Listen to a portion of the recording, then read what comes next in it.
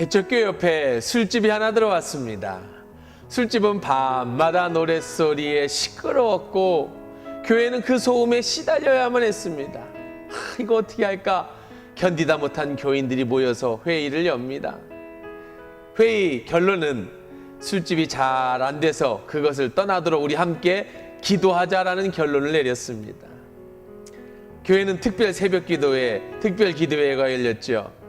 기도 제목은 술집이 장사가 잘 안 돼서 떠나거나 어떤 방법이든지 문을 닫게 해달라고 하는 기도의 제목입니다. 온 교회가 밤낮으로 부르짖기 시작했습니다. 그런데 놀라운 사실은 기도를 시작하면서 술집은 점점 손님의 발길이 끊어지고 매상이 오르지 않아 결국은 문을 닫을 지경에 이르렀죠. 어디로부턴가 이야기를 듣게 된 술집 주인은 화가 나서 교회와 목사를 상대로 손해배상 청구 소송을 냈습니다. 당신들이 기도해서 장사에 엄청난 타격을 입었고 손해를 입었으니 손해를 배상하라는 겁니다. 드디어 이 개척교회의 목사는 법정에 서게 되었습니다. 술집 주인은 계속 똑같은 주장을 폈습니다. 근데 목사님은 아니 세상에 기도한다고 가게가 망합니까? 그건 말이 안 되는 이야기 아닙니까? 무슨 증거입니까? 반대 주장을 폈죠. 재판장은 이 어려운 문제를 심사하다가 결국은 술집 주인의 손을 들어줍니다. 술집 주인의 말이 맞다는 거예요. 교회에서 기도했기 때문에 하나님이 그 기도를 들으시고 술집이 망하게 됐다는 거죠. 분명히 교회는 책임을 져야 된다는 겁니다. 하지만 교회 목사는 전혀 책임이 없다는 판결을 내립니다.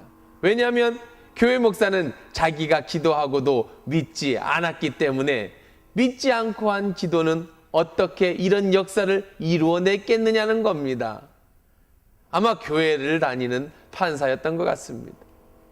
그래서 최종 판결을 이렇게 냅니다. 술집 주인은 술집 문을 닫으면서 당하게 된 소송 금액 전부를 하나님께 직접 받아라. 사랑하는 CTS 시청자 여러분, 이 유머 처음 들으신 분도 계실 거고 또 들어본 적이 있는 분도 계실 겁니다. 흔한 유머지요. 하지만 제가 다시 말씀드린 이유는 이 속에 우리가 깨달아야 될 내용이 있다는 겁니다.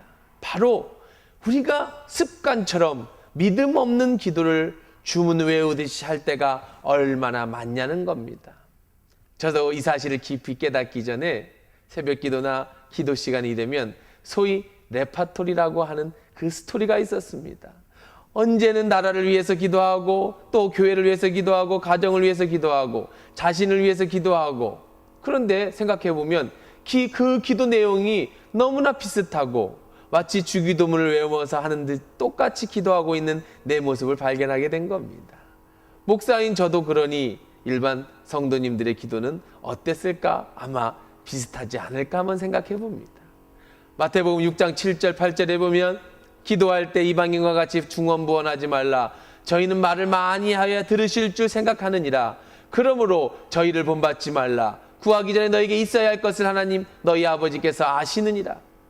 기도는 진심으로 드려지는 기도여야 합니다. 이미 내 기도를 다 아시는 그 하나님께 나의 마음을 토해내는 것이 기도이지요. 하나님이 모르실까 봐 일깨워 드리는 것이 기도는 아니라는 겁니다. 어떤 기도의 제목이 있습니까? 오랫동안 기도하며 마음의 소원이 있습니까? 하나님 내게 가장 좋은 것을 주셨다라는 분명한 소망을 가지시길 바랍니다. 또 가장 좋은 것으로 주신다는 확신을 가지고 기도할 수 있기를 바랍니다. 이 단순하고 분명한 사실을 믿음으로 기도할 수 있는 여러분 되시기를 바랍니다. 나라를 위해서도 개인을 위해서도 중언부언 주문을 외우듯 하지 마시고 분명한 믿음과 확신으로 기도하실 수 있는 저와 여러분 되시기를 바랍니다.